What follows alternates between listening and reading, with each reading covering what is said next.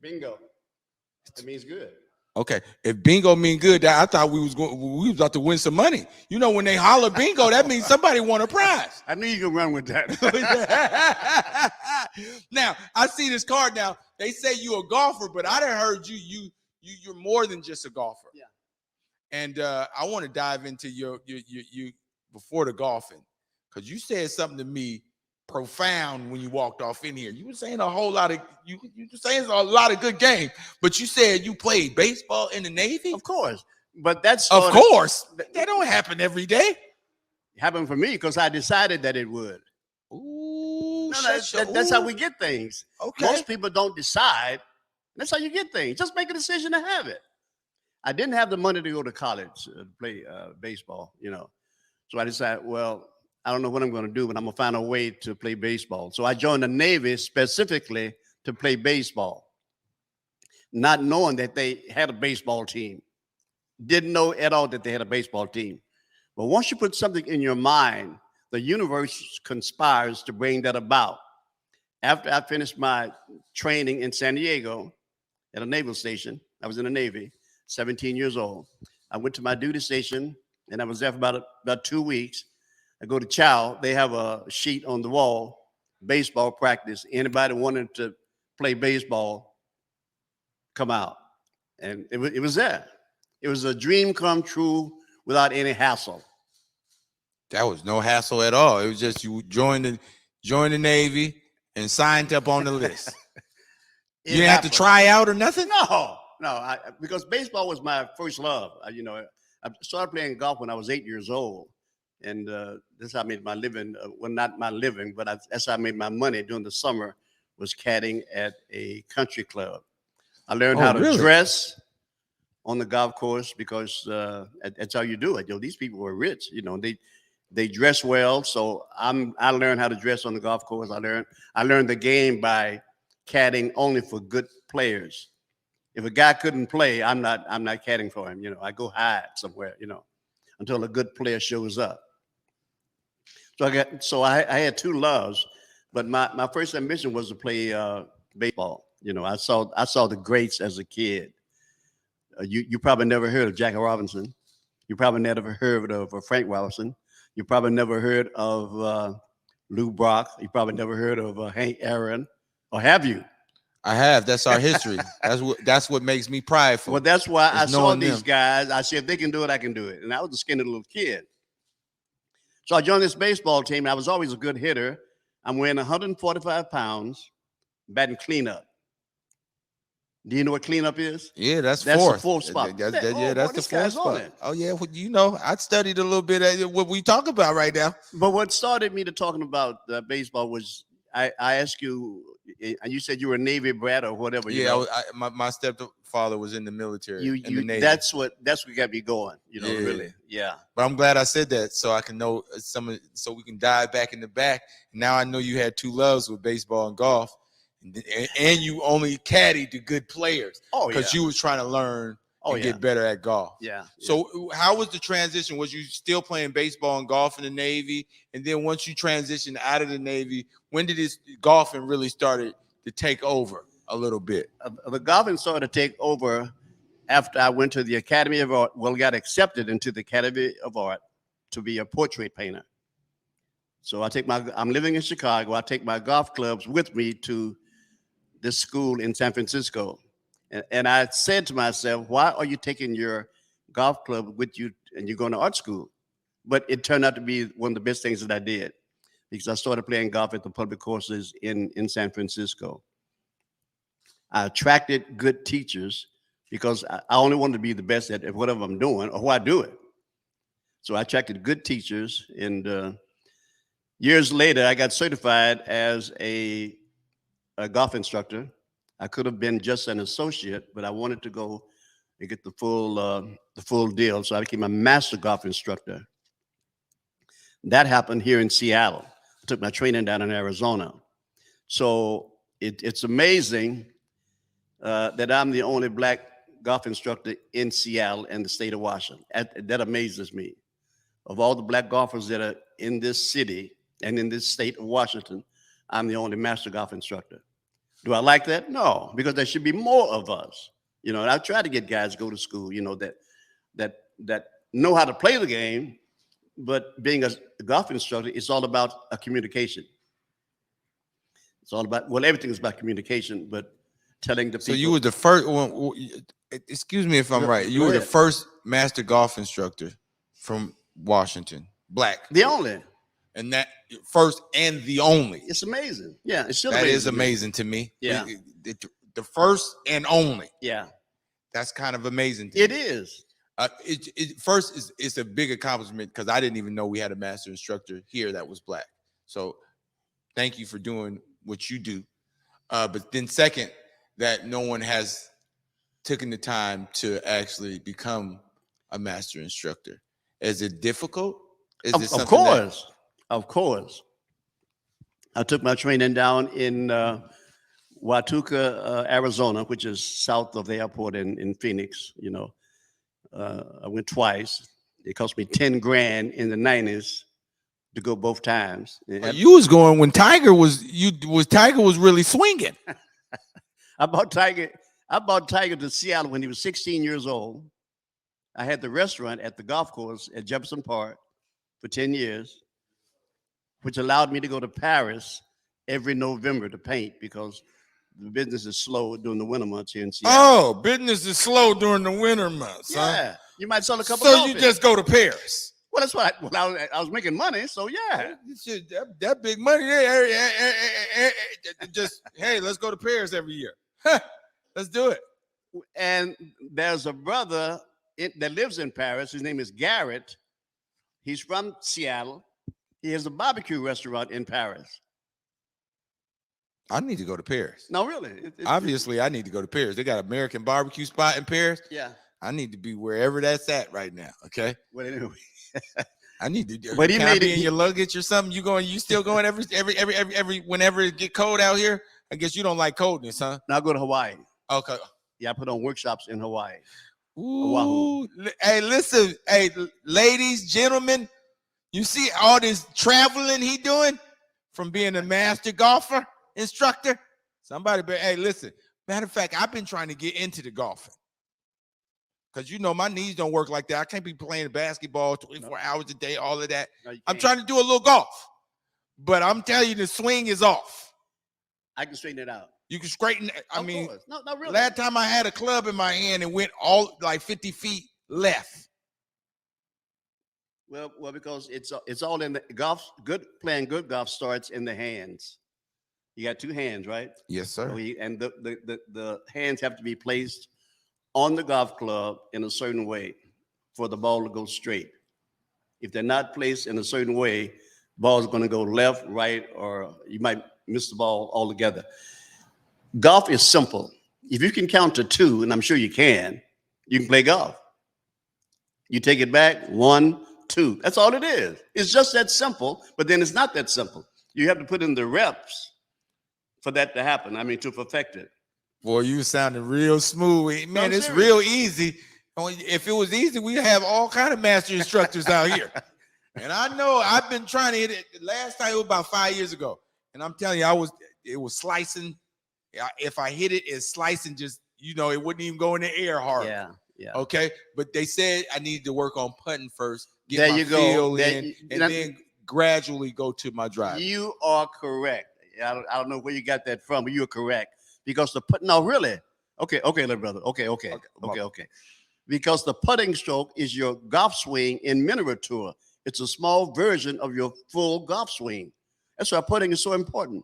You can hit it 10 miles. If you can't knock it 2 feet, you can't play golf. So people go to the driving range. That's a form of practice where it should be a workshop because they're going to just to hit it, and just hit it as far as they can. People that really want to learn how to play the game, they're on the putting green because that affects everything. That little stroke affects your full stroke. It does. It's a small version of your full swing. So all of the swings are the same. It's just a smaller version of the bigger swing. Right. I'm a natural left-hander. And when I was playing golf, they let us play 1 day a week as a caddy as a kid. I was about 13. They let us play 1 day a week, and they had clubs. But me being a natural left-hander, they didn't have any left-handed clubs at that time. So if I wanted to play golf, I got to just go up there and get these right-handed clubs and start playing. I wasn't going to let those kids go out and play and me just be watching. So I started playing golf right-handed when I was 13 years old. And I've never hit a golf ball on my left side, left-handed, not one time in all the years that I've been playing. And I've been playing golf since the world started. Now I heard this rumor that you beat Michael Jordan in the golf. Did you beat him? Did you beat him in golf? You know he's competitive too. No, he likes to gamble. But at that time, when he was coming here with the Bulls and playing Supersonics, he'd come down to Jefferson. All those guys would come down to Jefferson. Slick Watts, you know him?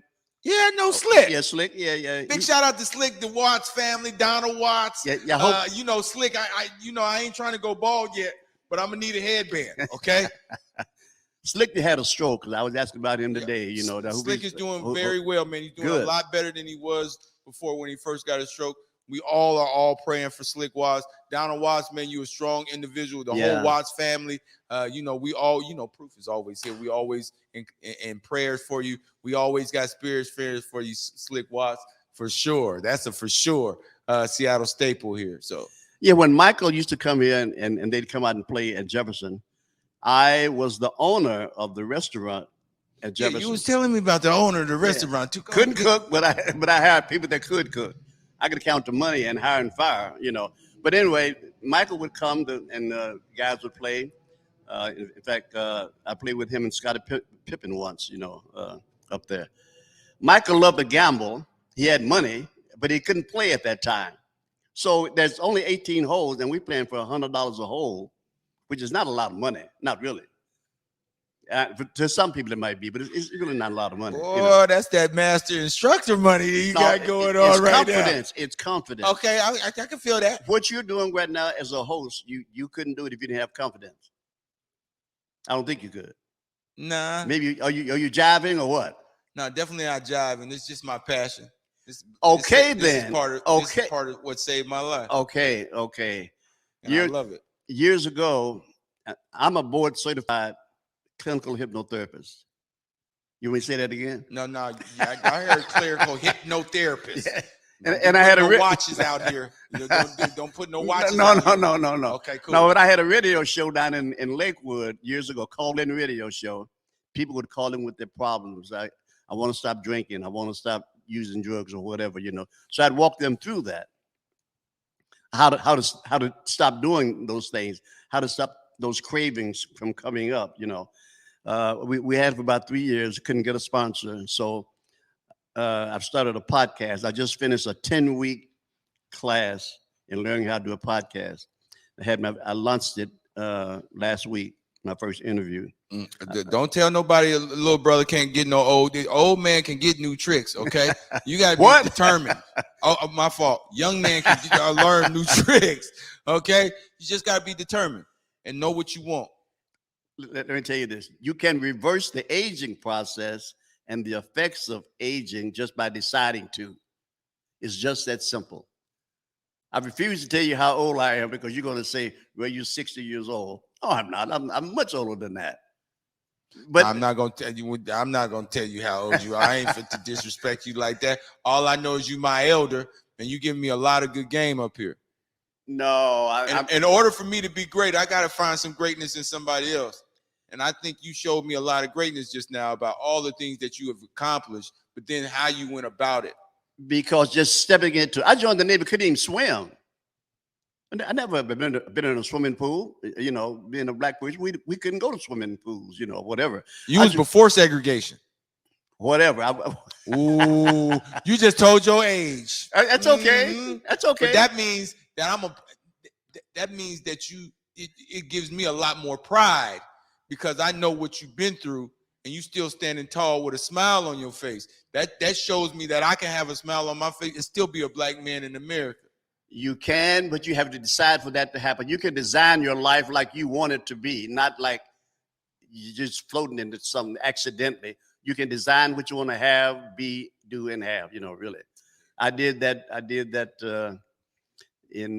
used to go to Hawaii a lot. I don't know if you heard. Oh, of you still going to Hawaii a lot? Yeah. But I'm sitting in Hawaii because they don't pay for your travel or whatever.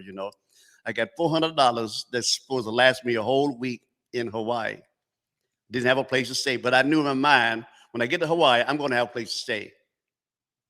It all starts there. That brain only weighs 3 pounds, but there are trillions of brain cells that most people don't even activate. That's the most important thing we have. It's better than a Dell computer or whatever. The brain is a computer, weighs 3 pounds, but if one little thing goes wrong with the brain, then you're out of commission. The best thing about playing golf is that every time you play golf, you're solving problems. The brain loves that. And it grows new pathways just by you deciding, should I hit it over there or whatever. The brain gives you that information, really. Even reading allows us to access more brain power. It's amazing. It's amazing what we have at our disposal and don't even use it. It still amazes me. Yeah, my grandmother always said, they put things that we need to know and important information in books because they know that we're not going to read it. Well, by reading a book, you're learning something. Yeah, you learn new words every day if you read. There you go. Okay, so I'm glad you said that because my first book was a dictionary, a 10-pound dictionary with no pictures. My dad gave me. Oh, I didn't do that. I only did that when I was in trouble. You wasn't gonna give me on the dictionary tip. But I'm just saying that's how my love of reading came about. Okay. My dad told me as a kid, you can do anything. I started to believe it. I started actually to believe that I could do anything. And it's just confidence, that's all.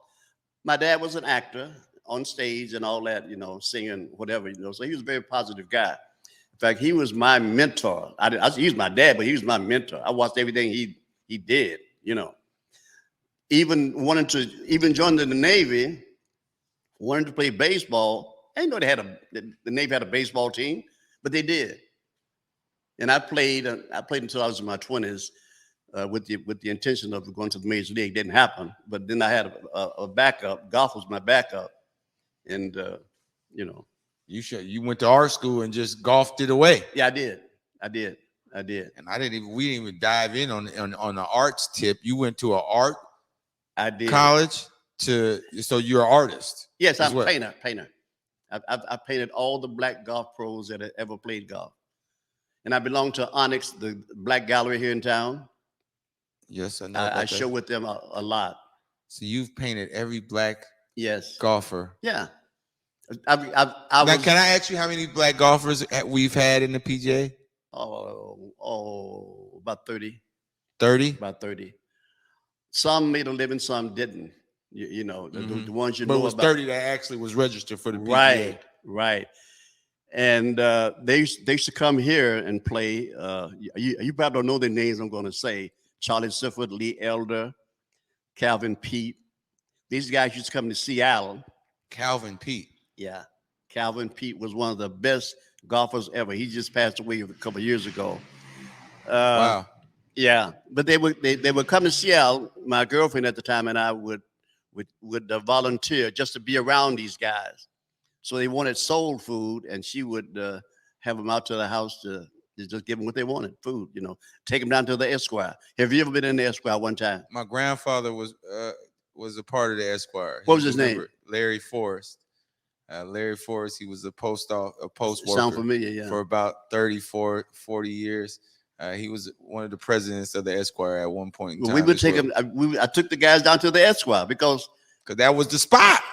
Whatever. Back in the day, that was the spot for y'all. Come on now.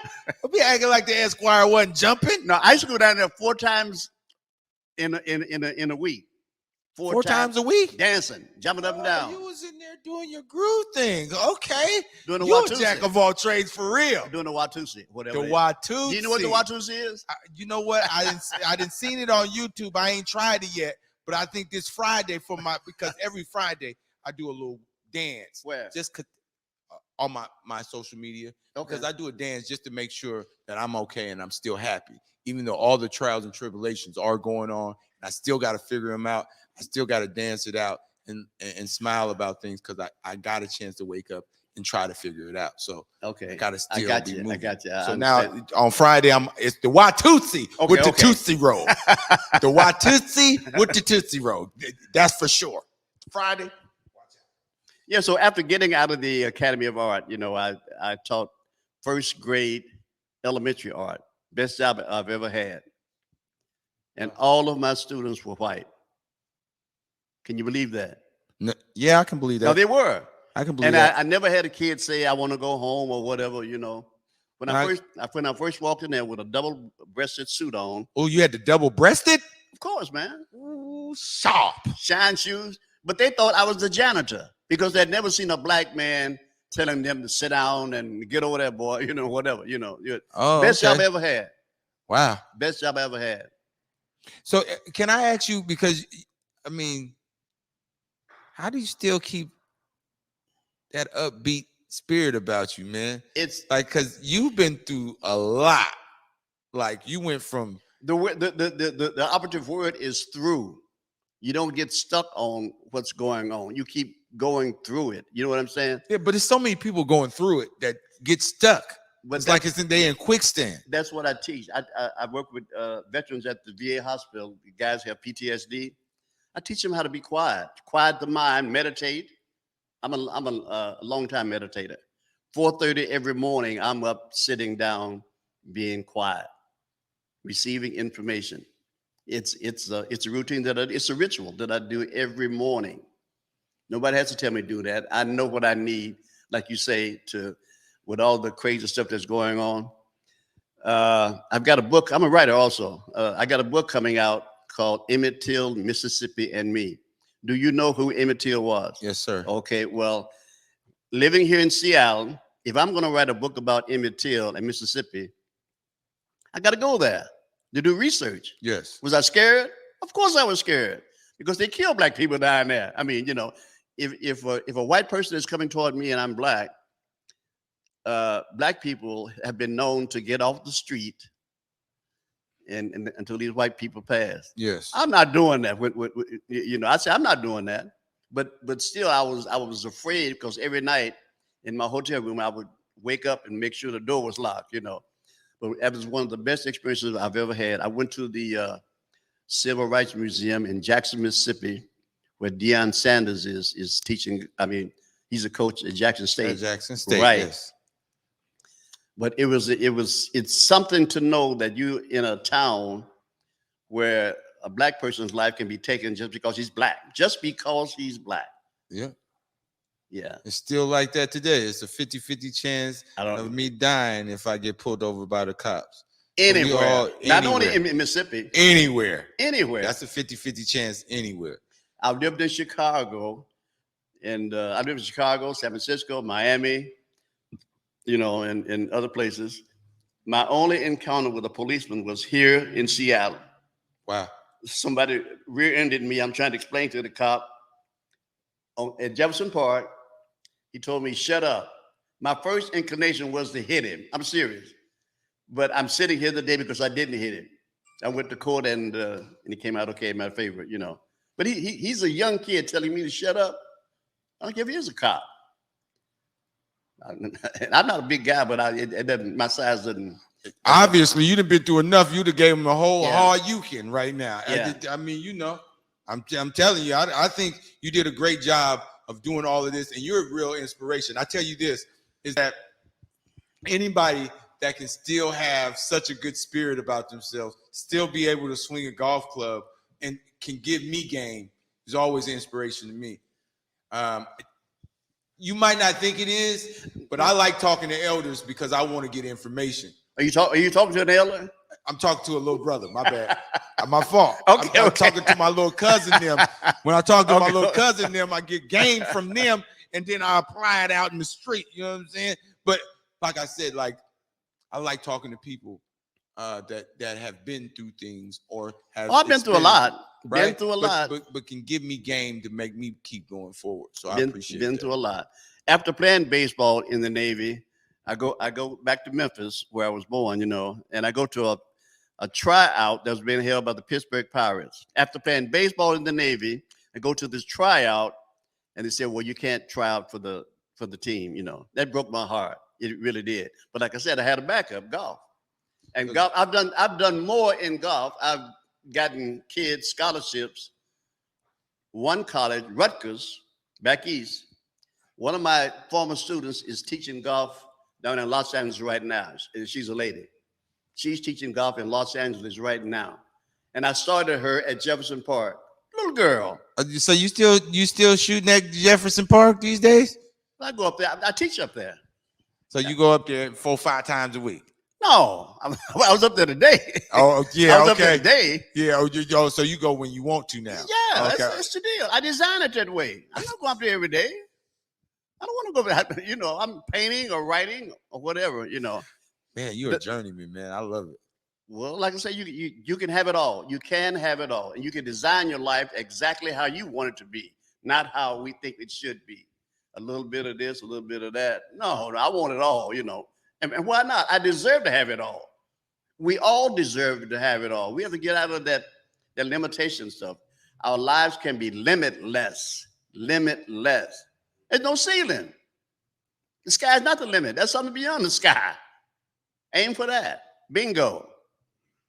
Now, with that bingo, I got my prize, okay? Yeah, bingo, I got my game for today. Okay, I want to say thank you for coming on the show. You have been a ball of inspiration, and I know I'm gonna see you later because I need this golf lesson. I'm gonna see. Putting first. I'm gonna give you. We're gonna get to the swing later. I'm gonna give you a free lesson. Free. Y'all heard it here on the show. No, really. Y'all heard it. And I charge $500 for 5 lessons. Okay, but I'm gonna give you a free lesson. Really. Okay. That was a little bit out of my brace range, so I appreciate him giving me a free lesson. I will, really. I want to give a big shout out to Daryl Reese the Hoochie, for coming on the show. He has a lot of things going on. He just go to his comedy set. It's just a lot of things that he's doing that is great. I want to give a big shout out to my little brother here because I don't want to, I don't want to mess with his elder statesmanship, but I appreciate him for coming on the show and telling me your story. Your story was phenomenal. You telling people that the sky's the limit, not the sky, over the sky. It is. It's more to it than just that. Just decide that it is. Just decide. Just decide. It's a mental thing to decide. Everything right? We live in a mental world. We live in a mental world, believe it or not. Yes. And in that mental world, I would say that this is why I'm right here, right now.